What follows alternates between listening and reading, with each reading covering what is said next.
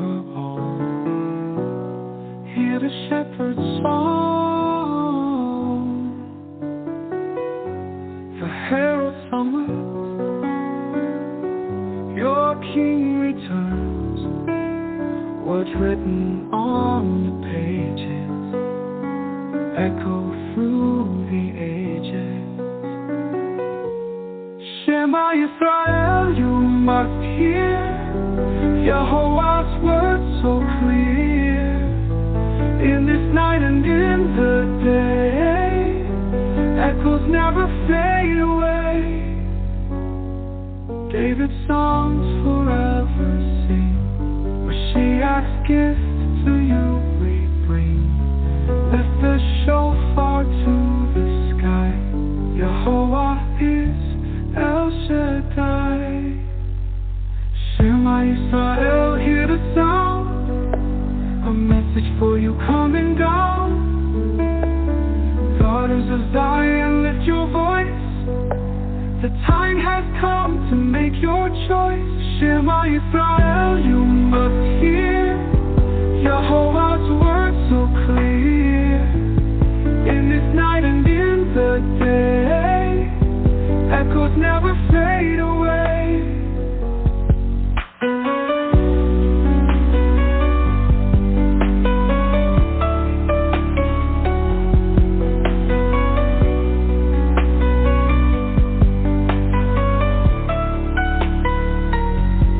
Shema Yisrael, you must hear ancient words so clear. In this night and in the day, echoes never fade away.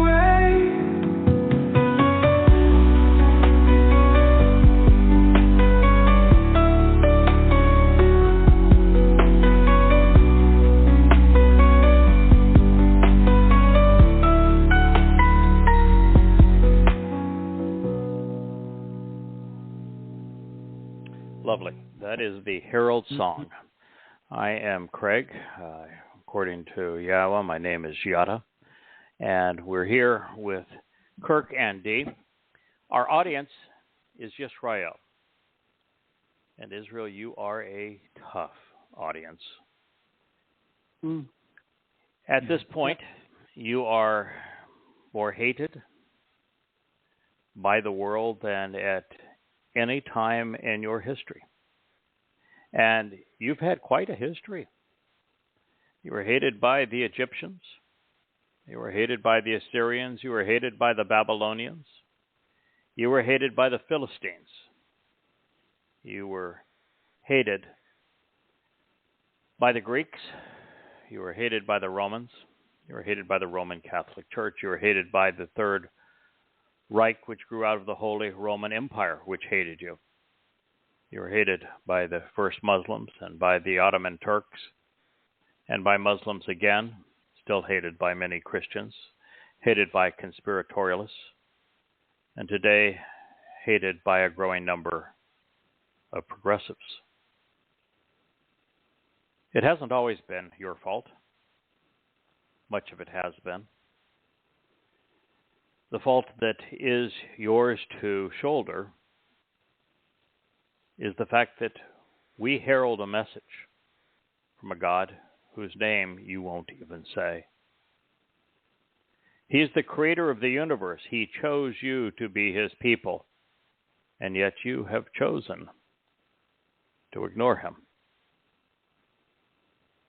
His name is Yahowah. My job is to reintroduce you to him before his return, before it is too late for you, before the intensification of the time of Jacob's troubles, when Israel will be dissected at the waist, with the heart of the land of Israel given to Islamic terrorists who will use it to stage what will be the final solution. A war so egregious it will be between 100 and 1,000 times worse than the great massacre and slaughter of October 7th. I've been at this for 23 years.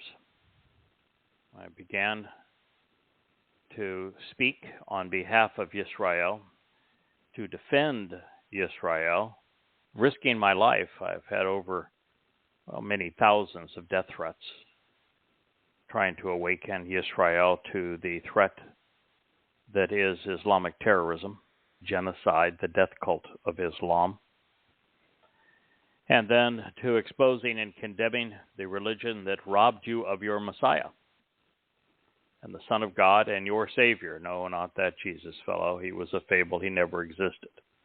The real Messiah, the real Son of God. You ought to know him. He is the most famous of all Yehud. His name is David. He does not have a star. His actual name is Dod. It means beloved. He served as the Passover lamb. And yet you, as God's chosen people, have rejected the covenant that he exemplified. You have made a complete mockery of the Miqra'ey, the invitations to be called out and meet with God. The Dod, your king, the Messiah, fulfilled. There isn't even one among 1,000 Jews that know that Dod served as the Passover lamb. There's not one in 10,000 that know that Dod carried the guilt of every covenant member into Sheol on Matzah, depositing it there to perfect the souls of those who choose to be part of God's family. Or that he was the firstborn son because he fulfilled Bikurim, which is firstborn children. You are unaware of the harvest that arises next, a harvest that is symbolized by standing grain and of wheats, plural, that is designated by 2 loaves. The only Miqra'ey where it is specifically stated that everyone is invited. Shabuah. It is the next harvest on God's calendar. It will commence as the official time of Yaakov's troubles, Israel's troubles, where you were assailed and strangled, narrowed, abused, begins 7 years before Yahweh's return. On Shabuah, be May 22nd, 2026. I would invite those of you who are listening to take Yahweh's testimony seriously, to come to embrace him by name, come to understand his great love for his Son, your Messiah, our King, Dod. You can do so by going to yadayah.com. Yada means to know. Yah, or Yahowah, is the familiar form of God's one and only name. We know how to pronounce it quite simply because he told us how to pronounce it. He introduced himself using the verb haya, explains how to pronounce 3 of the 4 letters in Yahweh's name, taking the mystery away. The only letter that is not provided in terms of its pronouncement in haya, which means to exist, ihaya would be I am, is the Wah. The Wah is presented within the horn that represents these important harvests, both of Shabuah and Teruah, the shofar. But it is most adroitly conveyed through the 2 most important words in the Hebrew language. Torah. The O sound in Torah comes from the Wah. And Shalom, reconciliation. Both tell you how to pronounce the Wah and Yod-He, Wah-He, so that Yahweh's name is quite easy to pronounce, and it is essential to know. Those who do not know Yahweh by name are not known by him, which means there is no hope for life after this one. And so it is our job to awaken Yisrael. We were given this job because there wasn't a single Yehud who was willing to listen to Yah. And Yah does not go back on his word. He does not renege on a promise. In the very early stages of the Yatsa Exodus, as the children of Yisrael were being as irascible as ever, Yahowah decided that it would be important for him to support Moshe and to let the children of Yisrael know that he was the inspiration behind the Torah that Moshe was delivering. So he asked Moshe to gather the children of Yisrael, and that he said, I will speak directly to them. He did. Booming voice, brilliant light in their presence. If you're Jewish, you may know how your ancestors responded. If you don't, let me share it with you, because it's why I'm here today. Your ancestors said, don't ever speak to us again. We don't ever want to hear your booming voice. We don't ever want to see your light again. This is what you said to the God who created the universe, who chose you as his people, who offered you the covenant relationship, who liberated you from death and slavery in Miqra'ey, Egypt, who asked nothing from you in return other than not to be religious and associate with false gods. And this is how you treated him. His response is surprising to many, not to me. He responded by saying, I agree with you. It is more appropriate that I never speak to them again.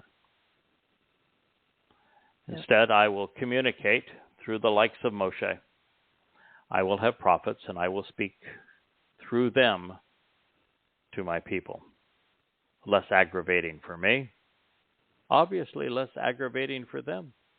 And the great advantage for everyone is that everyone now has the opportunity. You can choose to listen to Yahowah's voice as it is conveyed through the likes of Moshe and the great Dode, his son, the great prophet Yahshua, for example. You can listen to God speak to you through them, or even listen to him speak to you through me, as I very clearly and completely, as accurately as possible, convey the words that he shared with his prophets in a way that will resonate with those of you who are open and receptive to engaging in a relationship with Yahowah. Because he is the only solution. What is coming your way, and soon, is going to be far more hellacious than what you've experienced over this last year. And the only safe haven is Yahowah. Certainly, you must know now, if you are living in Yisrael, or if you're a Jew outside of Yisrael, liberal Jews have betrayed you. The religious Jews are parasites among you. Your politicians are not the least bit credible. And while the rank and file of the IDF are heroic, the leadership of the IDF is despicable. In fact, there was a poll taken of Halevi just this week among reservists, of which about 80% wanted him to resign immediately. They have no confidence in him. And Gallant, the Minister of Defense for Israel, is a rotten, dirty scoundrel. He is a self-serving bastard. And so you have despicable men at the head of the Shin Bet, at the head of the Mossad, at the leadership ranks of the IDF. And despicable men as your political leaders and those vying political leadership in Israel. You are clearly a house divided. You are a tough audience. And because of the fact that Yisrael said, we don't ever want to hear directly from God again, and the fact that for 2,500 years there wasn't a single Yehud who was interested in knowing Yahweh, who would accept him by name, who would engage in his covenant according to his conditions, who would celebrate the Miqra'ey as they were intended. Because there was none, Yahweh decided that he would communicate to his people, awaken them through a herald, through a voice calling out in this dark time. I am that voice. We left off a week ago at Yow'el 2:15. Now there's an enormous difference between the job that I am doing and the job that Yow'el did. Yow'el was a prophet. His message is for us today. He literally spoke the words that God conveyed to him. My job is really quite different, and we work as a team. We're part of a covenant family. We are reaching out to you through the Yahowah.com website. I would encourage you to go there. It is a wonderful reflection of God's mission and his message. Mm-hmm. There are some 33 books on the shelf. There's even now an explanation as to where you should begin. There are all sorts of resources and a community, a very active social media outreach, and all sorts of tools available for you to use, including a calendar that tells you where you have been and where you're going, so that you know your place in God's plan and in time. It's all there for you. Feel free to begin anywhere you would like, but our mission now is to convey what Yahweh communicated through his prophets in a way that resonates with his people today. And it's essential. Mm-hmm. Because prior to 22 years ago, there was no one listening to Yahweh. No one knew his name. No one knew that his son, Dod, is the Messiah, is the Son of God, not that imposter. No one knew that he was the returning Messiah. And no one knew that he had volunteered to fulfill Pesach, Matzah, and Bikurim. No one knew that he was returning with his father on Yom Kippurim. No one knew that we were going full cycle. We were returning to whence we began. That Pesach, Matzah, and Bikurim, our immortalization, where we have this eternal extension on life, our perfection as our faults were carried into Sheol and deposited there, our birth into Yahweh's covenant family on Pesach, Matzah, and Bikurim, prepare us for the Shabuah harvest, which is upcoming, May 22nd, 2026. And following that, there is the Teruah harvest. It is strictly of Yisraelites and Yehudim, from the uppermost branches and from the branches that have been cut off. There is no Shabuah harvest. There is no Teruah gleaning without this message. More importantly, Yahweh is committed to returning planet Earth on Yom Kippurim, which begins at 6:22 p.m. as the sun sets in Jerusalem, October 2nd, 2033, 9 years from now. It is the ultimate homecoming. It is the restoration of the covenant relationship. It is the time that Dod will anoint the mercy seat of the Ark of the Covenant and fulfill the promise of reconciliation on this day, so that 5 days later, the entire earth can be restored, which Yow'el the prophet spoke of, returning it to the conditions experienced in Eden. A world without religion, a world without politics, a world without war, a world without deceit and conspiracy and lies, a world where everyone who remains knows and loves Yahowah. We are coming full circle. That is where we are returning. And prior to this mission, it was unknown. And that is what we're sharing with you. And we're going to pick up the story with Yow'el in the second chapter, 15th statement. Sound the shofar in Zion, among the signs posted along the way. Choose to be set apart and special, dedicated to serve, consecrating a fast, a time of abstaining from what others are consuming. Choose to announce and welcome the invitation to an assembly to meet.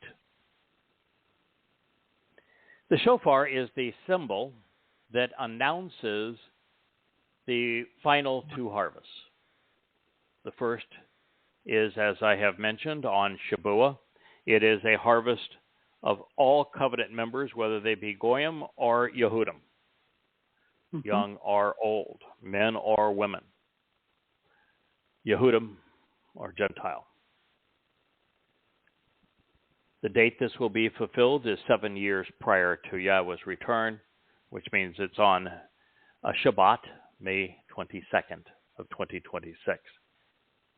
It is coterminous with the time that Israel will have its heart ripped out, and that a state of Islamic terror will be carved out.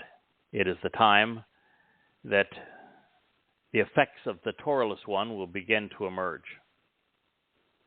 It is a time when the anguish that Jews have been experiencing since October 7th will take a dramatic turn for the worse. And so Yahweh is saying, sound the shofar. The shofar was used to signal one of two things: an alarm, an enemy is coming. That would certainly be fitting now, wouldn't it? Yes, sir. Oh, yes. But also to herald the arrival of something wonderful. And that's Yahweh's return. And it's imminent. There is a whole host of those who would say, we're not anti-Semitic, we're against Zionists. Well, that would make you against God. Because God is a Zionist. The word isn't spelled with a Z, by the way. It's a Tazdi that begins the word Zion. Tazdi, Yod, Wa, Nun. Zion. The word means signs posted along the way. The signs are comprised of the words of Yahowah. The way is between Dod's home and Yahowah's on the ridgeline of Moriah.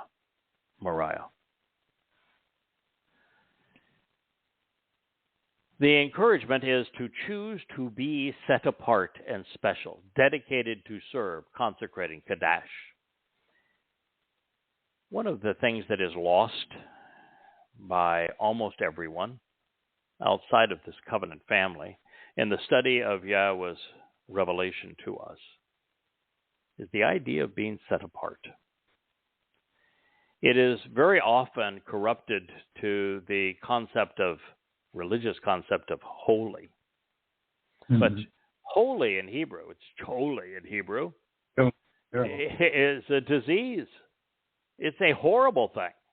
It's deadly. God doesn't want anyone to be diseased. Nobody should be holy. But the idea to be kadosh is how it is written most of the time, is to be unique, to be special, to be uncommon. Well, what's the most common influence among humankind today? Religion and politics. Yeah, religion. Mm-hmm. Second unto it would be politics.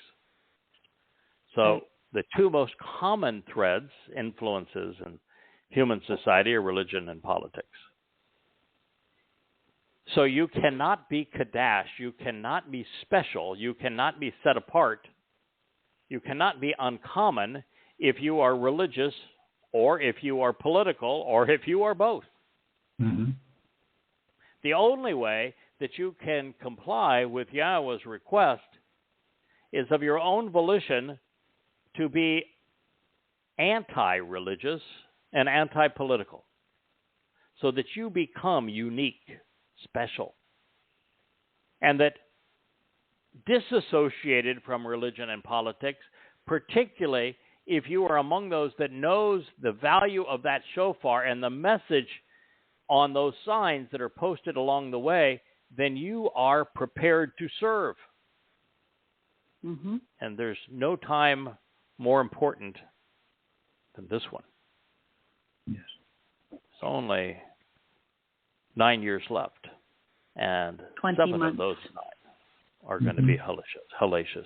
Yes, you and my wife are keeping a calendar, are you not? A countdown calendar. Yes. Of how much 20 time months and 3 weeks. Yeah, how much time we have left. And I'm chuckling here for lots of reasons. One is that, as is the case with everything in Judaism, the Jewish calendar is dead wrong. It isn't based on an analytical review of what the Torah says.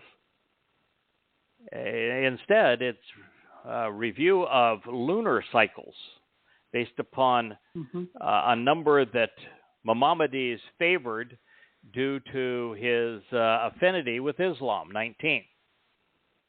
It has no merit whatsoever. We are in year 5991, 9 years from year 6000. And that's really important, because at the end, the conclusion of the first set of 40 Yow'el, of 50 years of return, of redemption and forgiveness, that are symbolic of the Yow'el, where all debts are forgiven, all slaves are freed, and we return to the land. At the end of the first 40 set of 50 years, the covenant was conceived between Yahowah and Abraham. Of course, that also included Sarah and Yishak, and then Jacob and his sons. At the conclusion of the second set of 40 Yow'el, year 33 CE, year 4000 Yah, Dod arrived for the second time to fulfill Pesach, Matzah, and Bikurim, enabling all 5 benefits of the covenant.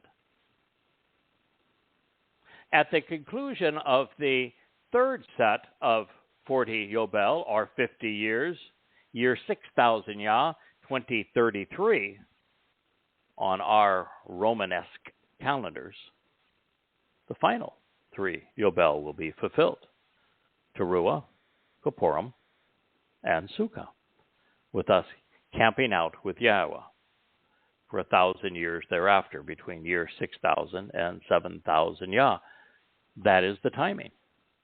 That is also Yahweh's invitation. In this statement, he says, choose to announce and welcome the invitation to an assembly to meet. The title that Yahowah has afforded his 7 called out assemblies to meet each year, Pesach, Matzah, Bikurim, Shavuah, Teruah, Kippurim, and Sukkah, is Miqra'ey in the singular and Miqra'ey in the plural. The verb that lies at the heart of this title is Qara. Miqra'ey is Ma plus Qara. Ma means to ponder the implications of. And Qara is a wonderful term. I defined it here as announce, welcome, and invite. Those are three of the word's connotations. So it means to invite and to summon. It means to call out and meet and to welcome. It also means to pronounce and to read and recite. Powerful term. That's God defining what the purpose is of the 7 Moed Miqra'ey. And in between those words, he has shom, which is abstain from what others are consuming. It's a comprehensive presentation of what we ought to be doing now. I have favorites when it comes to those who speak for God. You know, I'm most impressed by Moshe, but I'm also intimidated by him in the sense that his character is so exemplary. All of us, almost have to blush in his presence. He just always did the right thing for the right reason. He's just he's an extraordinary man. The way that he stood up for his people when he was living in the lap of luxury and still did what no one would do today.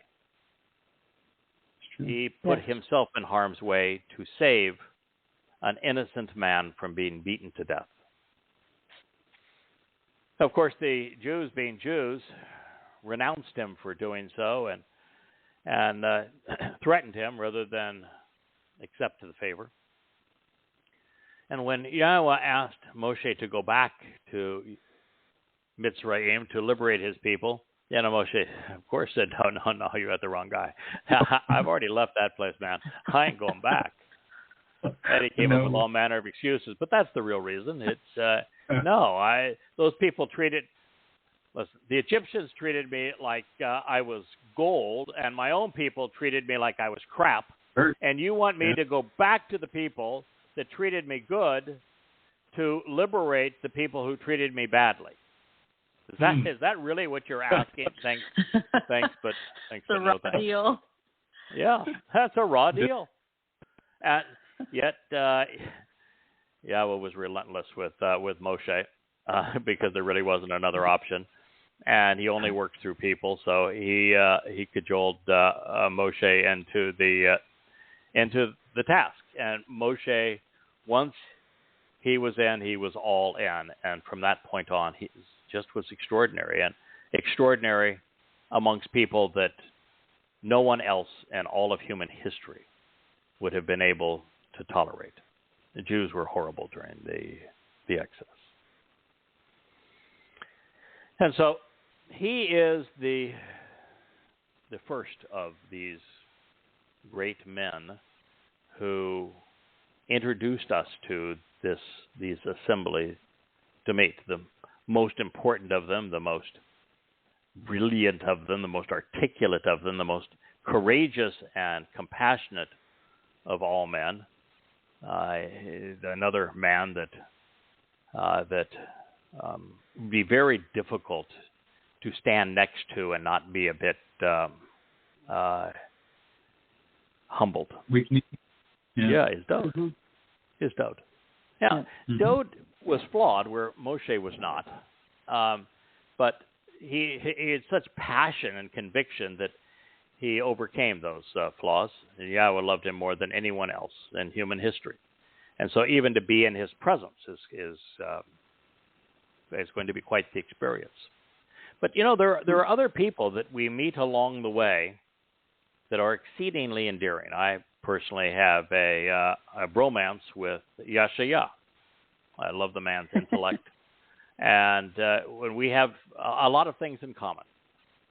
I love Elia for his sarcasm, sense of humor, his wit. But somebody that has really grown on me is Yow'el, this prophet. Not well known. He's so brilliant. His turn of phrase. And this is the interesting thing about Yahowah, is that when he agreed not to speak directly to his people, but through men like Yow'el, he allows the flavor of their personality, of their attributes and attitude, and what they themselves have come to know, shine through. Yes. So Yahweh's not using them as a dictaphone. He's not using them as a copy machine. He's speaking through them and giving them the opportunity to convey this message in such a way that it remains resolutely true, but has the unique flavor of each prophet's personality. And we see that in this man. He was brilliant. What a great linguist, and the ability to capture phraseology like this. Sound the shofar in Zion. Among the signs posted along the way, choose to be set apart, to be special, dedicated to serve, consecrating a fast, a time to abstain from what others are consuming. Choose to announce and welcome the invitation to an assembly to meet. What is that assembly? Well, the next on our agenda is Shabuah. Mm-hmm. Following that is Towrah. It'll be September 25th of 2033. 10 days later is the Day of Days, the homecoming. And as I was going to say, the reason that we're here doing this is you can't have a homecoming without people to come home too. Yes. And had Yahowah not engaged us to do this mission on behalf of his people, there would have been no one. And now there will be many. And this is what Yahowah has chosen to accomplish through us. So that is the third of the four remaining Miqra'ey to meet with Yahowah, the last being Sukkah, where we return to the conditions experienced at Eden and camp out on this planet as it is restored to the great garden of joy for 1,000 years. Now, the purpose of this blast is to draw Yisrael's attention to Zion, to the signs that are posted along the way. They explain what Father and Son have done and will do this ridgeline on Mount Moriah on behalf of the covenant family. Currently, there are scars along that ridge line. They are scars that I hope to have the opportunity to obliterate. And given that opportunity, I will do so. If I'm not afforded that opportunity, I can assure you that Dode will obliterate them. And if not Dode, then Yahowah. But the Dome of the Rock must go. Alaska Mosque must go. Yes. And Yahowah will replace them by the home for his covenant family. There have been many in Israel these past 2 weeks who are campaigning for the status quo of the Temple Mount, such that Muslims can amass there and pray to Satan, and they can advance the agenda of their death cult, but Jews can't go. And that's the status quo, where the Temple Mount, Yahweh's home on earth, has been given over to the most satanic and anti-Semitic religion in the history of humankind, and virtually every politician in Israel thinks that's the right thing to do. Whew. I can tell you with all assurance that when I return with Elia in 2030, Pesach, isn't granted to me the opportunity to destroy it. It will be destroyed 3.5 years later upon Yahweh's return. Obliterated. It is a disgrace. It is a scar. Mm-hmm. It does not belong there. No, sir. It is essential that Yehudim in particular, Israelites, begin to abstain from consuming the toxic rubbish that is poisoning the political and religious, but also that we, Qara, simultaneously announce the upcoming invitation to be called out and to meet with God. And in this case, while it could be Shabuah or Teruah, as I've shared with you, the Miqra'ey that the prophet is most interested in calling our attention to is Kippurim, since it is a moed without a menu. It's the one moed where we abstain, and therefore assumed to be a fast.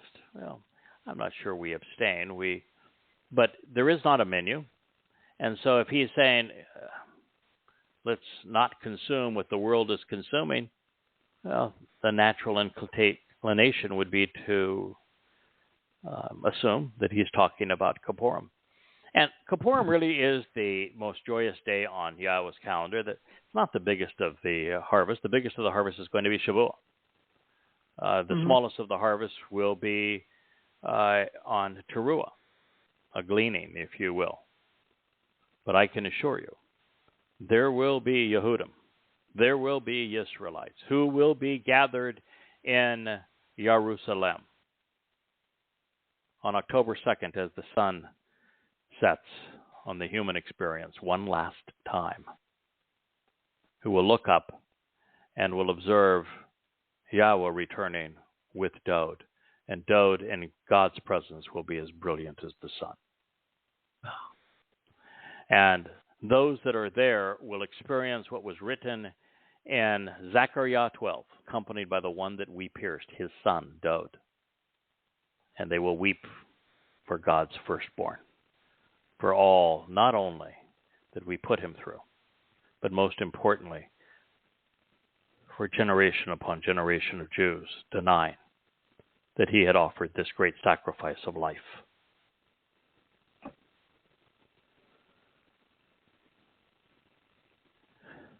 Should you be listening to this before it occurs, the next harvest will be reaped on the Moed, the assembly to meet, the time of the renewing and eternal witness of Shabuah, of 7 sevens, of the promise of the Shabat. This substantial ingathering will transpire 7 years in advance of the fulfillment of Teruah, Kippurim, and Sukkah in year 6000 Yah, 2033. The time of Yisrael's troubles will play out in between these events. And while Eth is time, and Yisrael means those who engage and endure with God, but also those who struggle and strive against God. That this particular time, as it's related to the Eth Yisrael, is Sar. And Sar is the active ingredient in Mitzra'im, plural, of ponder the implications of Sar, of being confined, of being afflicted, of being abused, of being subjugated and oppressed. It's happened a lot to God's people, and it's going to happen far worse than at any time in human history over these next 7 years. In fact, this very prophet, Yow'el, told us that in the midst of this final 7 years, what Yisrael is going to experience will be worse than anything endured by humanity prior to this occasion. My gosh. Worse than the Holocaust. Can't fathom that. I can. It's inevitable based upon what we're seeing all around us. What we're seeing play out as progressives fan the flames of Islamic rage against Israel, as an entire generation of college-age men and women, are dumbed down to the point of grotesque immorality. Mm-hmm. Well, I've shared this information previously since it is vital to Yisrael's survival. The 7 Miqra'ey have been and will be celebrated on the following schedules, and for this reason. The first that was celebrated, Pesach, Passover. It was fulfilled on the 14th of Abib in year 4000 Yah, which was a Thursday and Friday, April 2nd and 3rd in 33 CE. The Messiah and Son of God, Dod, was brought back to life after 1,000 years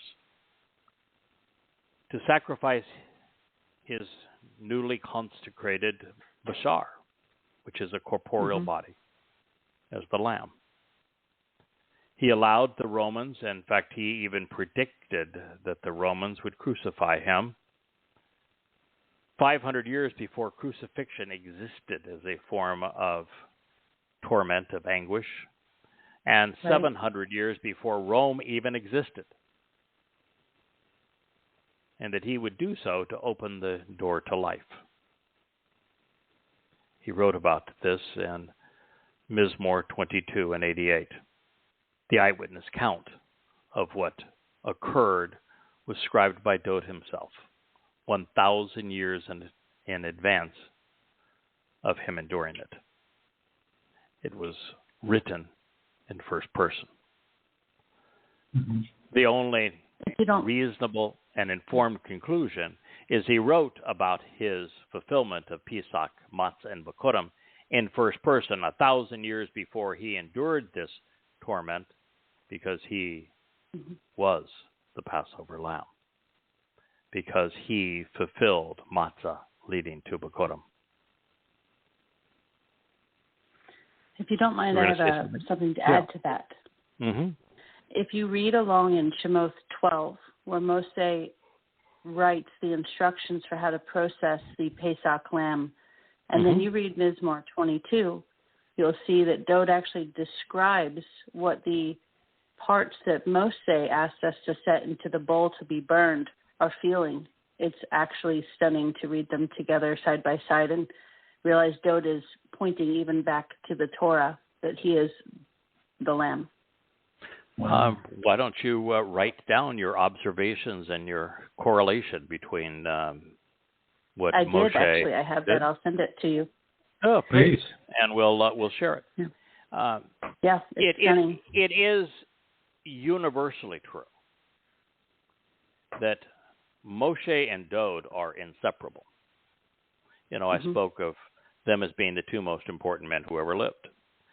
Men whose character is exemplary. Men Yahweh deeply loves. The two men that Yahweh accomplished the most through, Moshe and Dod.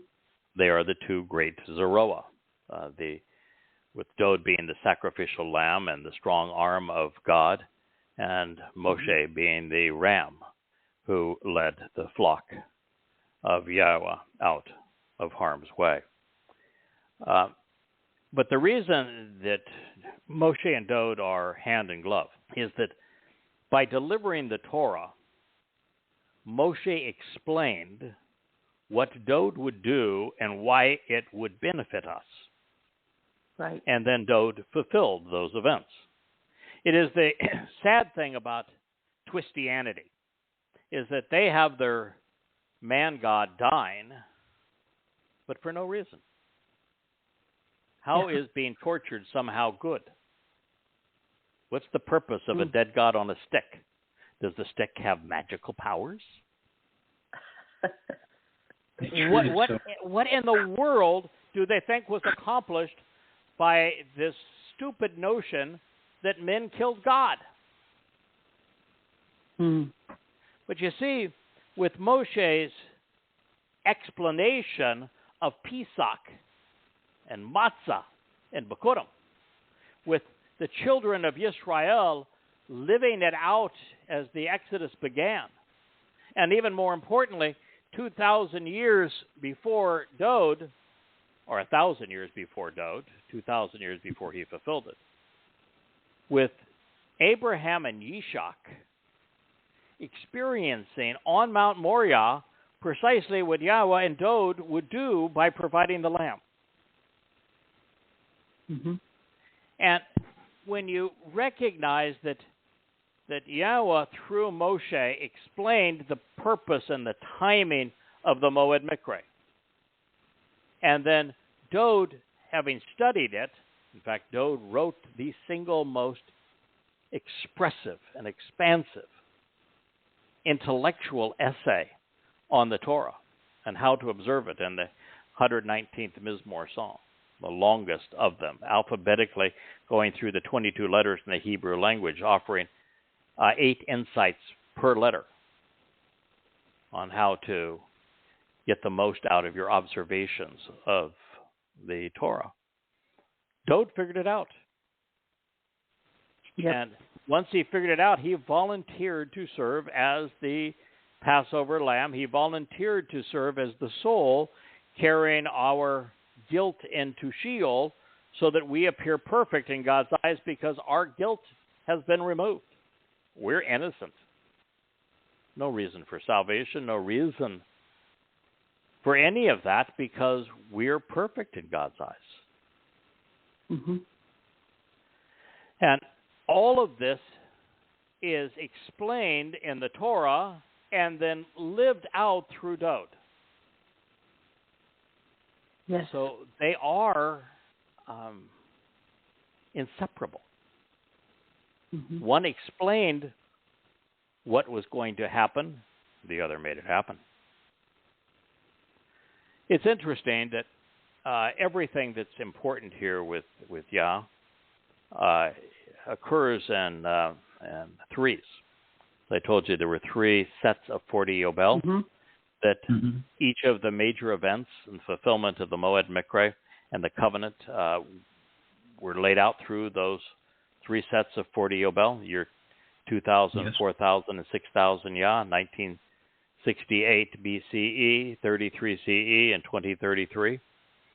On our calendar, Mm-hmm. well, there's also 3 Zeroah, 2 mighty Zeroah. The Zeroah that told us what God was going to do, when he was going to do it, why he was going to do it, and how this mattered to us, and who issued the invitations for us to capitalize on Pesach, Matzah, Bekurim, Shavua, Teruah, Kippurim, and Sukkah. There is the Zeroah who was the strong arm of God, the Zeroah who served as the sacrificial lamb, who fulfilled and honored God's promises, delivering the benefits of the covenant, and who will return to fulfill Kippurim and Sukkah as our king in year 6000 Yah. This is Dode. He is the mightiest of the Zeroah. But there is a third. Because even though Moshe explained these things, there's not, well, until fairly recently, there wasn't a single Jew on the planet who understood what Moshe had invited us to participate in relative to the Miqra'ey. Not a single Yehudim on earth understood the correlation between the Bereth covenant and these Miqra'ey invitations to be called out and meet with God. Mm-hmm. And yet, one without the other is useless. You need both. And because of the fact that religious Jews have plastered over the Torah with their Talmud and have corrupted Yahweh's covenant and Miqra'ey to the point that it's no longer comprehensible. It's gibberish. Somebody had to reintroduce God's intent and purpose and timing to God's people. But more than this, the single greatest discovery in human history relative to eternal life and to God is the realization that God's son, the Messiah, Dowd, served to fulfill, volunteered to fulfill, came back to honor the promises and endure the sacrifices of Pesach and Matzah leading to Bikurim. There wasn't anyone, Jew or Goyim, who knew this prior to a few years ago when we discovered it and are now sharing it. And so God would need a third Zeroah to awaken his people. Because what Moshe said has no value unless somebody explains it to Yisrael.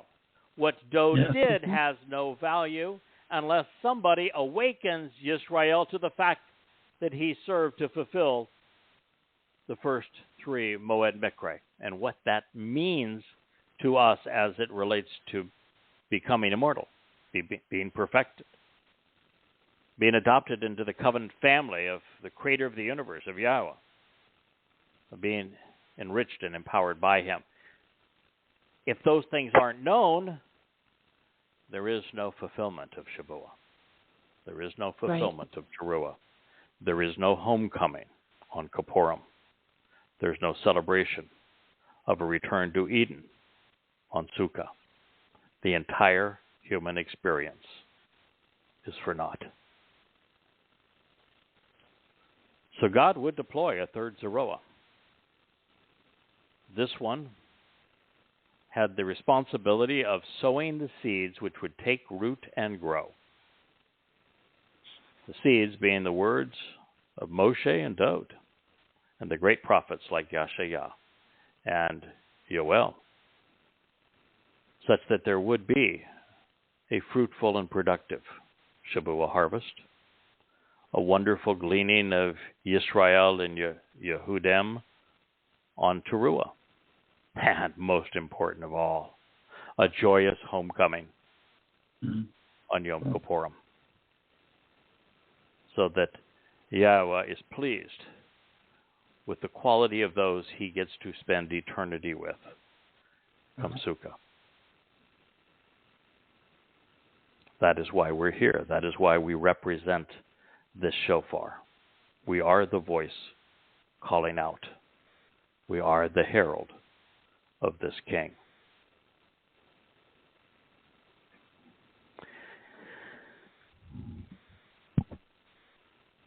Therefore, after Pesach, we come to Matzah. Matzah is the most important of these 3 days. Religious Jews have really screwed this up brutally. They make Passover a 7-day holiday, and matzah is simply an ingredient to be consumed during Passover. It's not that way at all. The overriding important day is matzah. Without matzah, Passover is counterproductive. A soul would become immortal, but unperfected, and therefore eternally separated from God. That means an eternity in Sheol. And matzah also includes Bikurim, which is the adoption into the covenant family. And so matzah is the key day. Matzah is the ultimate sacrifice that was made by Dowd, because after his corporeal body was bludgeoned by the Romans and was mutilated and discarded, having fulfilled its purpose and then incinerated, Dowd's nephesh soul carried our guilt into Sheol. He deposited it there, never to be seen again. He endured the 2 most hellish days in human existence, all because there would be an eternal celebration of the 3rd day of Bikurim, of firstborn children. And forevermore, everyone who is part of the covenant family will have really 2 men to thank. Moshe for sharing what Yahweh intended through these days, and Dowd, most of all, for making it possible. He's our Savior. He's far more than our Messiah. He is more even than the Son of God. He is our Zeroah. He is our Yatzah. He is our Savior. And so matzah, unyeasted bread, was fulfilled the following day, the 15th of Abib, at the beginning of the 80th Yow'el. This was the Shabat of a Friday, April 2nd at sunset, continuing through the Shabat, the end of Saturday, the April 3rd, 33 CE. During the Miqra'ey, Dod's nefesh soul was laden with the guilt symbolized by the yeast, which was removed from the bread of every covenant member, which he carried with him into Sheol, the place of separation, known as hell. With it all having been deposited in what is akin to a black hole of complete darkness where nothing escapes, God's children appear perfect in his eyes. This not only prepares us to enter Yahweh's presence, it makes us serviceable, such that we can work with God. He only sees the good in us as a result of Dod's magnanimous gift. Good deal. You know, we, thank you, as Dode. part of his covenant family, we work with Yahweh. He is our Father, but he is also God. And none of us are intimidated in his presence. Doubt to him. We don't praise him. We don't pray to him. We don't do any of the worshipful things that the religious do. Right. He's Dad. Yeah. He is our friend. He's our coworker. He is thrilled with what we are doing because all he sees is the good in us. He recognizes that we're doing for his family is bringing the result that he has long desired, and so it's enormously pleasurable for him. And it makes it very comfortable to be in God's presence, knowing that everything that I have and will do that is counter to what I should have done, so all God sees is the best that we have to offer. And so even though he happens to be God, we can be comfortable in his presence. We can approach him just as a child approaches a loving father. This is possible because of matzah. The next day is Bikurim, firstborn children. It is symbolic of our adoption into Yahweh's covenant family. On this day, the 16th of Abib, in year 4000 Yah, April 4th, 33 CE, Bakor, firstborn son, was released from Sheol and returned home to his father, mission accomplished. With the fulfillment of the 7-day celebration of Chag Matzah, the benefits of the covenant were enabled. We are adopted into the family. We are immortal. We are perfected. We are enriched. And we are empowered. This makes it possible for us to blow the shofar and to sow the seeds that will produce the harvest of standing grain, both prominent and mature, representing the covenant family, also occurring on a Shabbat commencing at sunset, May 22nd, 2026. Consider this your invitation, one announced by the shofar and the publication of Yahowah. Oh, good, Yada. Yeah, those who would avail themselves of this harvest are rewarded with an express ticket to Shamayim heaven. And while they avoid being caught up in the time of Yaakov's troubles, that is a huge benefit, because as bad as it is now, and it's tough to watch the news now, it's going to get geometrically worse, beginning in 2 years and running the 7 years after that. So the Shabuah harvest is of Goyim and of Yehudim. It is was introduced by Moshe as a festival feast where everyone was invited, whether they be Goy or Yisrael, whether they be young or old, men or women, whether they be even part of the covenant. You can still celebrate. It doesn't mean you're going to be harvested, but it is an open invitation to invite everyone, because everyone is welcome. The menu is expansive on this day.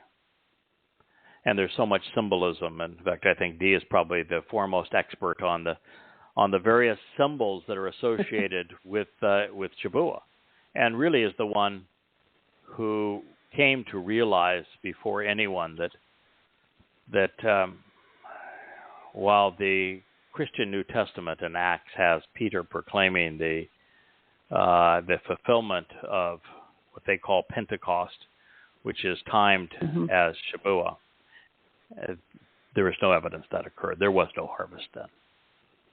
Nope. And so Shabuah is yet unfulfilled.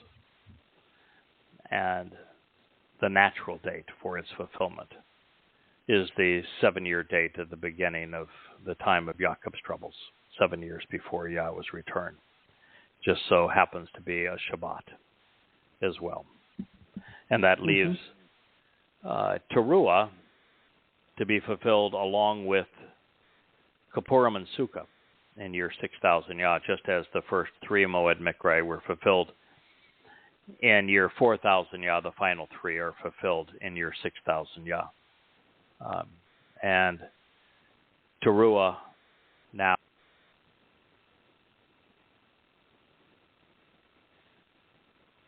Oh, no. Did we lose him? I think so. We just hold on just a minute. Let's see if he comes back to the microphone. Okay. Well, just to expound on what he's saying until he returns, that the initial 3 Moed Miqra'ey were fulfilled in 33 CE. Then Shabuah sort of spans the gap in time between them, culminating in the harvest of all souls in time that are immortal, good and bad. And then the final 3 Moed Miqra'ey are fulfilled again, similar to 33 CE in 2033 CE in the same year. So that's what he was explaining to us. Yes. So, very interesting stuff. I hope he makes it back on so he can finish talking. Yes.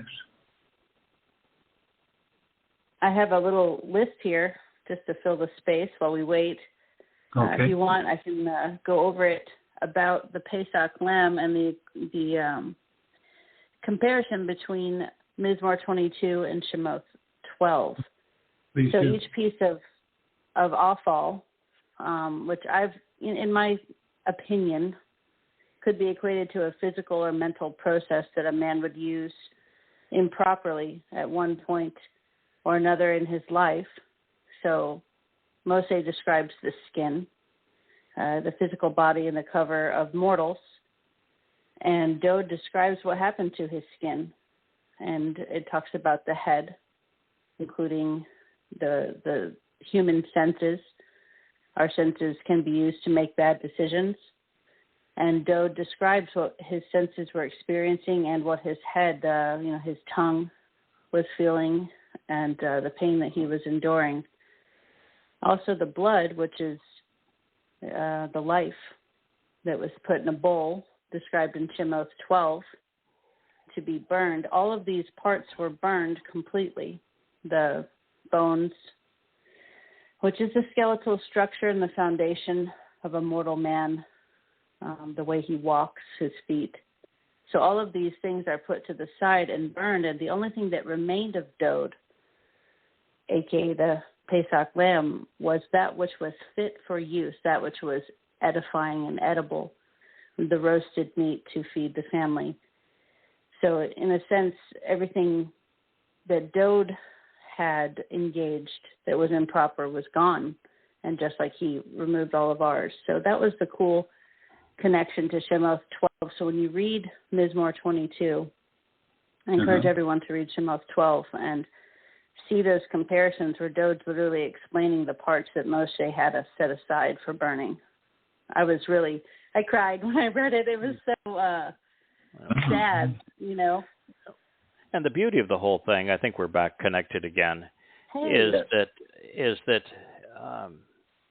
rather than the idiocy of a bodily resurrection, which would be counterproductive, you want to be eternal, you want to be perfect, you want to be able to explore the vastness of this universe, you want to enter the presence of Yahowah in the seventh dimension, you can't have a physical body.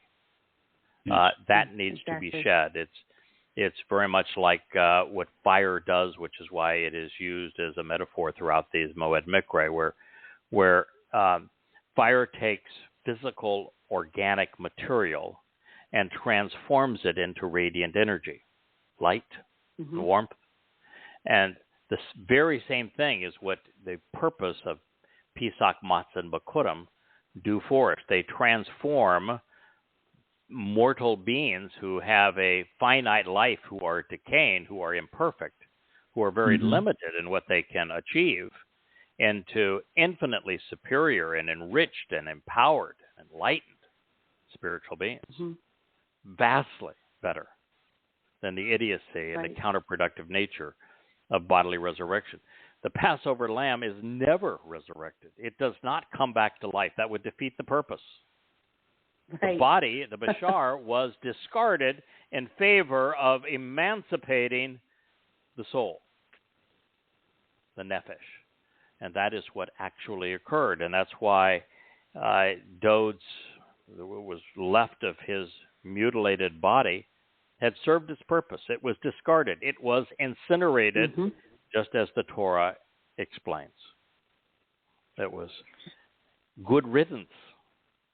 The exact opposite of bodily resurrection, which is a plague on Judaism, on Islam, and on Christianity. The next harvest. Go ahead, Kirk. I was just going to say, you explained that the first time I read Yahowah, and that goes back, 17 years now. You explained all that, and all of a sudden, for the first time, it just, everything fit. You know, that because you can't go in different dimensions. Come on, it's not be ridiculous. Your body couldn't do it. You can't deal with anything beyond. We have suits to get to the moon, you know, and you can't stay there very long. So everything was just like this. Oh, okay, well, that's the way it works. And then it's funny how there's so many things in Yahowah that you wrote and picked up on. And this revelation, to me, is a revelation. This thing after this, after this, after this, and all of a sudden you start connecting the dots and you say, wow, that makes absolute sense. This is the most logical approach to life. I was reading a letter that our webmaster, David, wrote today about his journey with us. And, you know, we are really gifted. The Yahowah website is a treasure. It is exceedingly well laid out and just a tremendous resource. If you're listening to this program, please go to Yahowah.com. He's proud of it. I'm proud of it. We're all proud of, and I won't call it his website, even though he built it for us, but it's our website. It's part of the Covenant family, and he would call it that as well. But when he was talking about this journey, he said that, you know, that the whole process of developing the website was helping him initially read the books in a way that was most convenient for him. So he created this EPUB capability, and then that led to, well, you know, I want to be able to read them wherever I am, and that became part of him beginning to present this online. But that he even said, you know, I'm doing it selfishly. I gain. Yes, I have invested my money. I've invested my time in creating and building this website, and I'm possessive of it. I'm proud of it, that what we've achieved. But quite frankly, we all do it selfishly. Oh, yeah. We love to learn. I enjoy it. We gain from our relationship with Yahowah. It is an enjoyable, the most enjoyable and productive, valuable way to spend our time. And when you recognize that you're doing something, as he has done and continues to do, that brings great satisfaction to our Heavenly Father, that's a very good place to be. And we have come a long way. You know, I'm constantly editing these books and trying to keep them consistent with what we're learning. And while there are little things and sometimes big things that we discover along the way, if you consider the probably tens of thousands of unique insights contained in the Yahowah series, things that no one has seen over the past 3,000 years, and how many of them are, and how many of those are unheralded, and how many have been right from the very beginning. Like this very notion of we have to shed our physical nature to be liberated in the fourth dimension, which is time, and Yahweh lives in the seventh dimension. And so for us to transition through these dimensions, which is an infinite increase as we move from one to the next, requires tremendous enrichment and empowerment on God's behalf, which can only be done if we are elevated from physical beings to becoming light-based beings. And the very concept that you were talking about fire and the things that are consumed, fire is such a perfect metaphor because it consumes decayed physical organic matter and transforms it into radiant energy and light. Exactly. Yes. That was the purpose of the sacrificial offerings. Well, it's like a combustion. It's energy. It's turning what is matter, physical matter, into a different form completely. That's the purpose of the Bayeth. And to demonstrate these points. In this regard, one of the smartest who ever lived, Einstein, taught us something that Yahowah has made very clear for a long time, which is that physical matter and energy are the same thing. Yes. They're just different amounts of the same thing. That we are infinitely enriched and empowered as we make the transition from matter to energy. Matter is simply a diminished form of energy, which is why you must multiply matter by the square of the speed of light to equate to the same amount of matter that you find in energy. So it's an exponential change, but they are the same thing. Just like that dying and decaying organic matter is transformed from matter into energy by the fire. Towrah, very well put, is the next Miqra'ey. It is known as trumpets. It is therefore also of the shofar. It is an olive harvest. The olives are Israelites. We think that there will be some 7,000 Yehudim and Israelites who are harvested on this day. It will occur on a Shabat, commencing on the first day of the seventh month in year 6000 Yah, September 23rd, 2033. Well, if it's 23rd or 25th, sometimes I've forgotten the day. It's a Shabbat in 2033. It will be announced by a solar eclipse, the shofar, and by Yahowah. The two witnesses, Yada and Elia, will be in Jerusalem, calling God's people home for 3.5 years prior to this final gleaning, prior to the homecoming of Yom Kippurim. The intent is to keep the returning flock out of harm's way, because the last 10 days of man's domination over the earth are going to be hell. It's hard to imagine how bad those 10 days are for Yahweh to specifically remove this remnant of his people. prior to this date. Kippurim reconciliations is actually the happiest day on Yahweh's calendar. It is the final gleaning. On this day, there will be 7,000 Yehudim who will be gathered in Jerusalem, awaiting Dod's arrival with Yahweh. If you want to know how that is going to transpire, read Yirmiyah 31 and read Zechariah 12.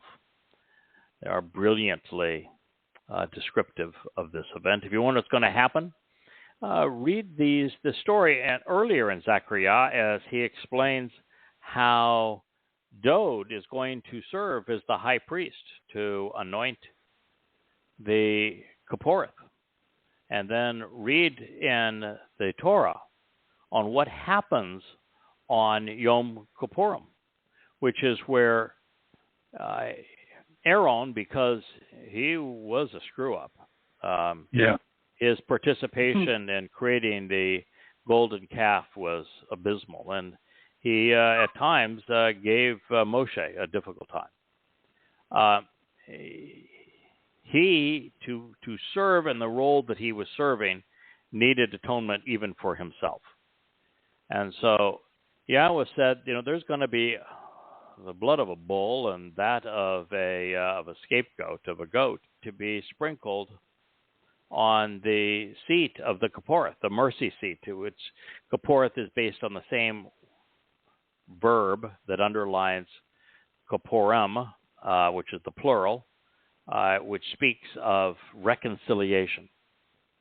And so it is the high priest's responsibility to sprinkle the blood of both the bull and the goat on the mercy seat to symbolically prepare Yisrael for its ultimate reconciliation with Yahweh. And if you recall, when Yahweh explained why Dod wouldn't build the first covenant home, he gets to build the one that lasts forever, so he's not exactly shortchanged in this regard. But Yahweh said, because he had blood on his hands. The blood he's going to have on his hands is when he sprinkles it on the mercy seat of the Ark of the Covenant, so that Yisrael is reconciled again with Yahweh. It was a marvelous prophecy of what is yet to transpire. Another one of your unique insights. It really blew me away when you pointed that out, because it's so misrepresented. And another one of your very unique insights I was really impressed by. There is so much that Dod represents. And when you're studying, Zechariah is one of the most important prophets to garner an appreciation of if you want to know what is going to happen. He speaks specifically of the two witnesses that are going to arrive. And he's the one that equates them to the olive trees and to the branch. The choder, which is the role that I play, is a branch. Right. And speaks of them as it relates to the menorah, which has the 7, not 9, 7 candlesticks, each one representing one of the Moed Miqra'ey. It's when you go to Yahowah.com, Jackie created this beautiful animation of the menorah and shows each candle and what it represents as it relates to the Moed Miqra'ey and the progression that we have through this light to coming to know Yahweh, and how even that menorah is tied into the symbolism of the rainbow that is the sign of the covenant and the colors of it as we go through this progression.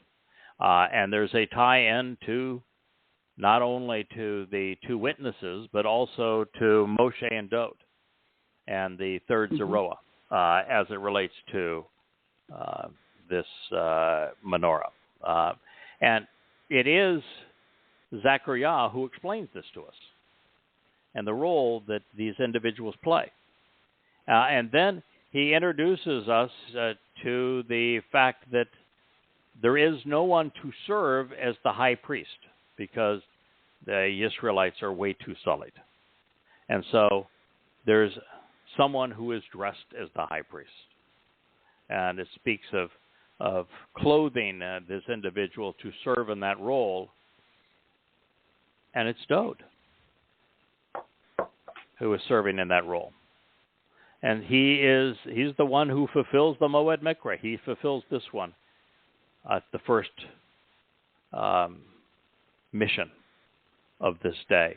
And it brings back the object of the Exodus, of the covenant, of the Ark of the Covenant, and how it holds the original, well, actually the replacement tablets, because Moshe was not happy when he returned to his people, because they were already being religious, so he had to have a second set made. Yeah. But he did. You can see that Yahowah did not get upset with Moshe for chunking them, because it was understandable under the circumstances. God does not get upset with us when we are angry, when our anger is righteous indignation, as it was in this case. But also, beside that Ark of the Covenant is the original autograph of the Torah, the very one that Yahowah had Moshe write for us. It's been preserved there. It is currently in Yirmiyah's grotto, underneath the very place where Dod fulfilled the Pesach sacrifice, and it is going to be lifted up, and it's going to be one of the signs that Yahowah uses to draw his people home, that the two witnesses will speak to. At the same time, Yahowah is taking what we collectively have written and these now really profoundly moving videos that our team, Dee, Molly, and my wife in particular, Leah, have produced, that are on not only on YouTube but also on Rumble. And now this program is being simulcast on full array of other sites because of what we've done recently in conjunction with Apple, and not just Apple. I'm sorry, with Amazon. Yeah. So there are so many ways that we've communicated the message, and Yahowah is going to lift that up as a sign. Yada Yahowah as a sign to call his people home during this final gleaning of Teruah and the homecoming on Yom Kippurim. So Yom Kippurim is the day of reconciliations. We're going to go just briefly past this 90-minute period. As we do so, I want to, and we're still going to talk about Sukkah here in this program. But what I want to share is what we're going to do going forward, so no one is surprised.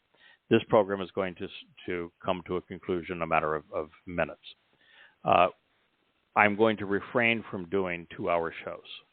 It is very difficult on the various platforms that this program is being posted to have that long a program, and it's just not conducive to the format that is that we have to reach out to Yisrael.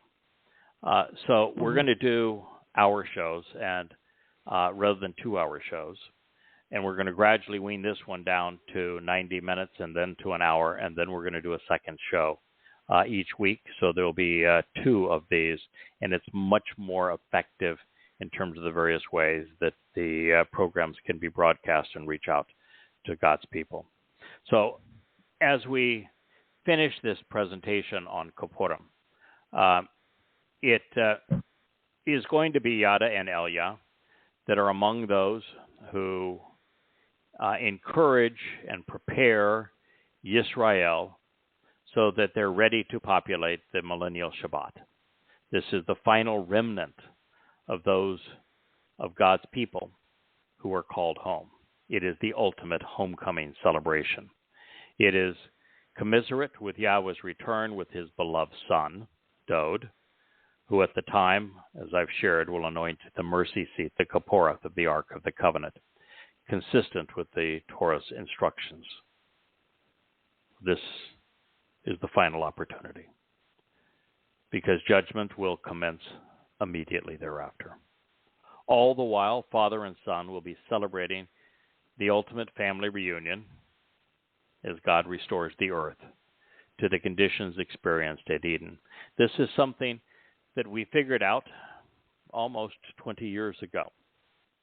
And it became obvious that we were told the Eden story because God wants to return humankind back to those conditions. But it is the prophet Yow'el who specifically announces that as the final war is waged, this thousandfold more macabre and savage Islamic assault on Israel than was experienced on October 7th, that behind the incineration of those belligerents is an earth restored to the conditions experienced in Eden. And that brings us to Sukkah, this destination. Everything with Yahweh is 6 plus 1. 6 is the number of man who is created on the sixth day, a carbon-based life form with the atomic number of 6, plus God, who is 1 equals 7. The destination of the Moed Miqra'ey is Sukkah. It means shelters. It is our opportunity to camp out with our Heavenly Father for 1,000 years and then forevermore. The party begins on a Shabat of October 7th, 2033. It's the 15th day of the 7th month in year 6000 Yah. It will be announced by Dode, our king, and heralded by the specter of a lunar eclipse. Thereafter, with all of God's children becoming seven-dimensional, we will be witnesses to the creation of a new universe, one to explore throughout time. It's a good place for us to stop this program and prepare for our next. We thank you very much for listening. We thank you for all the opportunity to be on the various sites now that Amazon has made possible.